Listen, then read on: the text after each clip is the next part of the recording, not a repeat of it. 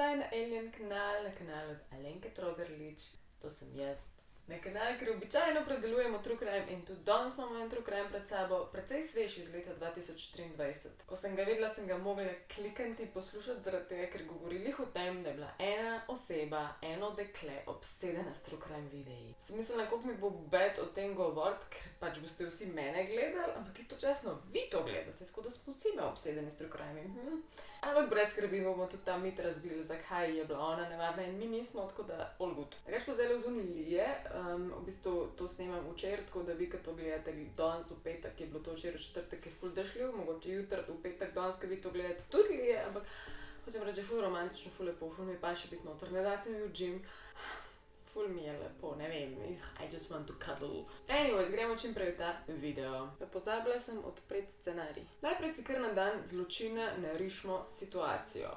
Južna Koreja, ob 3 zjutraj, mlada punca, precej mlada punca na pogled, naroči taksista in reče temu taksistu, naj jo pele v bližnji park. Ampak ena stvar res izstopa temu taksistu in gledal jo je, da za sabo vleče zelo, zelo težek kufer, potovalko, veliko, zelo težko. Vedel je, da je zelo težka iz 2 razlogov, zaradi tega, ker ko jo je vlekla, se je zibala tako, ker je skoraj šepala zraven, ker je bilo tako težko, in po drugi strani, ker je na eni točki jo pomagal malo dvigati in je pač čutil, koliko je težka. Ampak ona je rekla, ne, hvala, bom sama, ni panike, in pripeljal jo je tja v tisti park. Kot sem rekla, ob 3 zjutraj, več kot očitno, ta punca ni šla na letališče, torej kam hudiče greš ob 3 zjutraj s kufrom v park? Zakaj v park? Spet ni dovolila, da ji kakorkoli pomaga in se je odzibala s tem kufrom skup v park.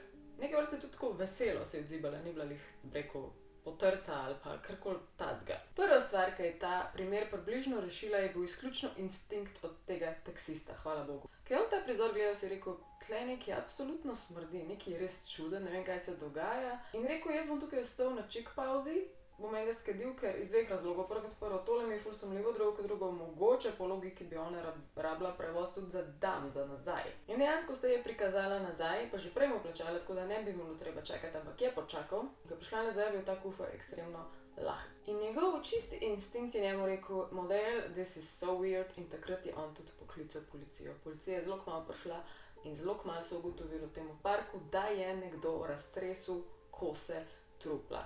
Torej, njegov instinkt mu je pravilno povedal, da karkoli že je v tem kufru, je nekaj slabega in je bilo razkosano truplo druge mlade punce. Še vedno velja, da družina te žrtve ne bi želela, da gre njeno ime javno in jo bomo klicali Liza. Je bila pa Liza zelo simpatična punca, hodila je na univerzo in zraven tega je tudi, poleg da sebe izobraževala tudi druge, ker je tako študirala angleščino in je oboževala angleščino in ful veselje je bilo tam v Južni Koreji učiti druge mlade ljudi angleščino. Tako, v tem primeru se jim tako reče tutorija, ne? In tutorji tle v Koreji so imeli takrat zelo poseben app in po vsej verjetnosti še vedno, ker je tu samo 1 let nazaj, kjer se tutorji prijavijo, povejo, kaj ponujajo, ali učne ure matematike, ali angleščine, ali bilo kaj, slikanja, ne vem. In potem so učenci ponavadi, ali pa še bolj pogosto mame od teh učencev, dijakov, osnovnošolcev, so potem poklikale to in pogledale, kakšne so reference in koliko obladajo in koliko imajo za sabo že ur in koliko za sabo imajo že učencev itd. In so potem najemale glede na izkušnje in bližino in oddaljenost te tutorje za svoje otroke. Liza je imela zelo dobre reference, sploh za angleščino, in ena mama je bila ekstremno vztrajna pri tem, da bi dobila Lizo kot svojo tutorko za svojega otroka, za svojo srednješolko. In Liza je takrat prijazno zavrnila in rekla, z veseljem bi, ampak ne morem, ker je preveč razdalje med nami in res mi ne bi se splačalo hoditi vse do vas. In takrat je mama toliko vztrajala, da je rekla, ni panike, jaz bom otroka pripeljala k tebi, ni važno, samo da jo res ti učiš. Zdaj je 26. maj leta 2023 ob 6. popoldne. In to se enega dne tudi zgodilo. Ker Lizina vrata je potrkala na pogled zelo mlada punca, zelo okrog obraz, imela okrogla očala, prav tako, kot imajo ponavadi tam v Južni Koreji srednješolke, mlade punce tam od 13 do 19. In Liza je pogledala čez svojo ključavnico in je videla to mlado punco in je bila, seveda prid noter, ti si verjeten od te vztrajne mame, hčerka, ki potrebuje moje učne ure angleščine. Samo da to ni bila srednješolka. Bila je 23-letna Young. Ima daljše ime, ampak jo bom klicala Young, ker ti ostalega nisem zapomnila. Zakaj je torej nosila uniformo od dejanskih srednješolk? Ker jo je kupila v second hand storu. In to še ni vse, pri sebi je imela pod temi oblačili skrit tudi nož. In s tem nožem je potem ubila ubogo mlado tutorko Lizo. Ker je Liza še vedno anonimna, ne vemo točno, katera od njiju je bila mlajša v resnici. Ne vemo, koliko je bila Liza stara, torej Young, morilka, je stara 23 let. Ta umor je bil bizaren, ker je Young zabodla Lizo 20krat na isto mesto v vrat. Če mene vprašaš, je to že na meji, da je glava šla posebej. Ampak ko so kasneje ful v detajle šli pri tem primeru in ko so videli, da je ona 20krat zabodla na to mesto, če se izobražaš v tem, veš, da je to mesto, kjer, neko je rečem, je mesto za ubijanje, kjer pač zabodeš, ko hočeš nekoga ubiti, sam ne 20krat, ker bi ga že en ubot ubil. Tako da ja, Young se najbrž prej o tem je pozanimala. Zdaj pa ne vem, če ste to že kdaj slišali, ampak Koreja je država, območje kamer, CCTV posnetkov, povsod so, vsaka stavba jih ima, povsod, neskončno jih je. Ne vem, kaj je Young razmišljala, ampak ja, ona je ujeta na vseh možnih kamerah, povsod skoraj po mestu, kjer se je sprehajala in še to isto noč, kjer je prišla ubit Lizo, je šla potem večkrat gor in dol, pa že prej, kot sem omenila, ta razdalja ni bila kratka. In je šla enkrat počistila, drugič po kufer in ker hodila gor pa dol čist nemoteno, dobre volje skakljala, je izgledala je res čist happy. In to še ni vse, sploh nisem omenila do točke, ko je Lizo ubila, do točke, ko je začela hoditi po kufer in po druge pripomočke, da ščist stanovanje itd. Se je tudi za nekaj časa pretvarjala v bistvu, da je Liza na nek način. Bila je v njenem stanovanju in živela noter, da nič ni. A veste, kaj mislim, ker udomačila se je, tam je hengala in ne sem to njena oblačila je preizkušala in ne sem to, enega izmed teh oblačil je tudi obdržala na sebi. Torej dejanski jakno, ki jo vidimo, ko potem odhaja z kovčkom in truplom noter, oblečeno jakno od Lize. Naslednji del zgodbe smo že obdelali. Taksistu ona plača, da jo odpelje tja v park. Ta park je bil njen najljubši park, poznala ga je v nulo in ne vedela je, kaj dela. In ker je temu taksistu vse skupaj sumljivo, potem ko se vrne s praznim kufrom, ona pokliče policijo.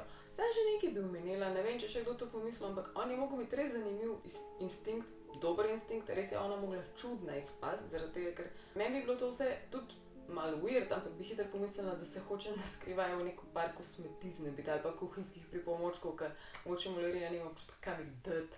In noro je glede tega parka in kam je ona odvrgla truplo, oziroma kose tega trupla, je bila ful visoka trava in za to travo je bilo značilno, da je imela ful žuželk, ful insektov in to so bili taki insekti, ki bi zelo hitro pojedli truplo. Rečeno je bilo, da je ona mogla obvladati to informacijo, da je to naredila, ker bi danes te insekti lahko v roku enega tedna ali 5 dni tokrat žrla to truplo, da bi bilo neprepoznavno.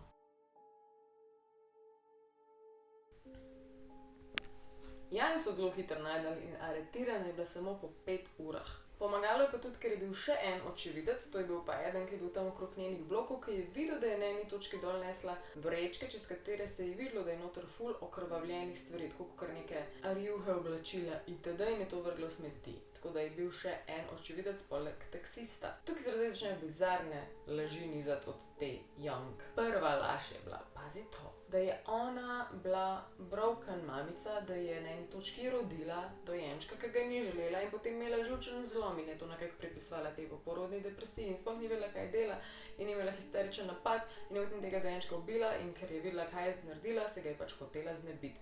Jaz ne vem, kaj je ona razmišljala, a ni logično, da če razrešiš to truplo tam in so ga že najdeli in je to truplo odrasle ženske, ne moreš reči, da je to dojenček. Pa to je bil tudi isti dan, ista noč so jo že najdeli in do te točke se niti ni razgradilo in tudi če bi se razgradilo, še vedno so kosti prevelike, tako da ne vem, zakaj bi šla sploh kaj takega izjaviti. In tudi če bi njo pa preverili, bi bilo več kot očitno, da ta punca nikoli ni bila noseča, sploh pa ne pred kratkim. Ko so rekli, Young, vemo, da nam lažeš, to je nemogoče, ker to je truplo odrasle ženske in pa je rekla, oh moj bog, mene ful trebuh boli, jaz moram v bolnico. In ker je to nekako pod okriljem policije in če bi dejansko res kaj bilo narobe z nosom, je moglo ustreči, ker če bi se njej dejansko zgodilo, pa da bi imela kakšno bolezen in da bi res mogla v bolnico in oni ne bi tega upoštevali, bi bila policija kriva, tako da razumem, da so jo peljali v bolnico. Ampak to je bila absolutna laž, ker ko so jo v bolnici pregledali, je bilo zelo očitno, da je popolnoma nič ni, niti krčev, niti nič pač. It was čista laž. Preden gremo naprej v njene laži, pa povejmo nekaj še o dejanski Young, kdo je ta punca bila. Ker ta vprašanja so se jim začela rojevati, ko so pogledali njen telefon. Njen telefon je bil absolutno prazen. Ne toliko v smislu slik, ampak bolj v smislu brez kontaktov, brez vhodnih in izhodnih klicev. Sploh ne, da so bili kdaj izbrisani. Nič ni bilo sporočil. Na social medijih nobenih prijateljev, nobenih chat grup, nič. Bilo je, kakor da ona ne bi obstajala. Oziroma za njo so pa najdel še boljšo besedo, kakor da bi bila dobesedno nevidna. Nevidna. Ker ja, hodila je v šolo, ampak če si ti vprašal njene sošolce ali pa kogarkoli, ki jo je srečal, ali pa učitelja, so rekli, nimamo ti nič za povedati, ona dobesedno ni komunicirala, ni te pogledala, ni se nasmehala, ni te pozdravila. Če si ti njej rekel, mi lahko podaš samo eno knjigo, te je gladko zignorirala. Če si jo na hodniku pozdravil, sploh ne bi pogledala, a štekeš, obnašala se, kot da je ona nevidna in kot da so vsi drugi nevidni. Kot da ne obstaja, kot da ni iz tega sveta. Najbolj zanimivo mi sliši tudi, da ona sploh ni bila boljena na nobeni točki, noben ni tega omenil, noben ni tega rekel, lahko bi to se tudi prikrili. Ampak res ni bila, ker ena stvar je, da boljajo ponovadi nekoga, ki je že tak šibek in se brani in pokaže šibkost, ampak ona bi te samo zignorirala in ni zanimiva tarča. Še ena najbolj crazy stvari, ki sem jih slišala, je to, da je jedla na ta način, da se je skrila za zaveso bilo kje, recimo v učilnici ali kjerkoli jo najla in je tam jedla. Skrivala in se jedla, oziroma sam hotela mir in se jedla in slišala se tam pač hrustati. Edin, ki je prijavil, da je pač spregovorila besede, je bilo v trgovini, ko je enkrat nekaj plačala in ponovadi, ko nekaj plačaš in daš 1 cent preveč, rečeš v redu, je puste, a ne? In ona, ko je enkrat dala 1 penny ali centek preveč, je ko je rekla, ko mi lahko vrnete moj cent nazaj. To je bil njen karakter. Rojena je 1999 in ja, imela je starše in verjetno še do te točke ne bi jih imela, ampak zelo pogosto, v Južni Koreji je to, da toliko veliko delajo starši, da je normalno, da stari starši pridejo z njimi živeti in pomagajo otrokom merkati, ker načeloma so upokojeni ali pa imajo precej manj dela. Tukaj je bilo majčkeno drugače, ker starša so jo dejansko samo poslala k svojemu dedku, babice sploh ni več bilo, k njenemu dedku in sta ona živela skupaj. In dedek je za njo skrbel, plačeval stvari, ji dajal denar itd. To nam pove po drugi strani tudi, da staršema je mogel nekaj biti, ali sta bila tako busy, ali sta jo preprosto sam nista hotela imeti več, ali je bilo pa še kaj hujšega, lahko so bile kakšne hujše psihične težave, prepiri, nasilje, ne vemo, ker karkoli že bilo, je velika verjetnost, da je na njo vplival, da je postala to, kar je bila, ampak ne vemo. Dedek pa, kot sem rekla, je za njo skrbel in ne glede na to, koliko je bila ona čudna, je tudi srednjo šolo takrat končala in potem je doma se učila za public government exam, karkoli že to je, ampak ona je rekla, da bo to naredila in potem je valjda dedek pričakoval, da bo imela reden šiht in bo mogoče majčkeno pomagala, odplačevala, se oddolžila, kakorkoli že, ker kot sem rekla, on je dejansko dajal denar in pač je pustil v svoji sobi 5 let praktično, brez neke socializacije, nič drugega jo ni zanimalo, ni hodila ven, ni se družila, ni žurala, nič. Mogoče kdaj je v trgovino, res so ne basic stvari, ker se ni treba socializirati. In iz tega razloga tudi noben ni preverjal, kaj hudiča ona sploh počne. Na eni točki si je zaželela očitno job, ampak pazite, kako je to potekalo in bo tudi pomemben pojem za zgodbo. Hotela je biti golf caddy, to je tisto, bom dala sliko, ki v bistvu samo tistmu, ki igra golf, pomaga nositi palce in opremo in samo hod zraven njega in pač se moramo socializirati načeloma in to je to. Mogoče tudi tu ne avtočke vozijo, nisem sure. Zanimiv job, ampak ona ti je kličila in rekla, živijo, jaz bi se ful rada socializirala, mislim, da bi bila super za ta job, sem tudi zelo aktivna.